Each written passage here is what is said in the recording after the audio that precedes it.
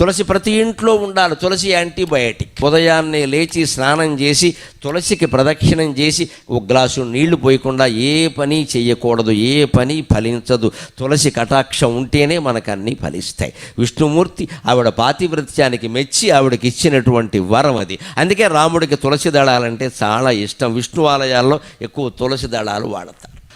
విష్ణుమూర్తికి అలంకారాలు బాగా ఇష్టం. అందుకని మల్లె పూలదండ, చామంతి పూలదండ, బంతి పూలదండ, గులాబీ పూలదండ, నీ ఇష్టం వచ్చిన పూలదండలన్నీ పట్టుకొచ్చి విగ్రహం మీద బారేస్తే వచ్చే ఇబ్బంది ఏమిటో తెలుసా? విగ్రహంలో పురుగులు చేరతాయి. విగ్రహంలో పురుగులు చేరతాయి. పువ్వుల్లో పురుగులు ఉంటాయి కదా, విగ్రహంలో పురుగులు చేరతాయి.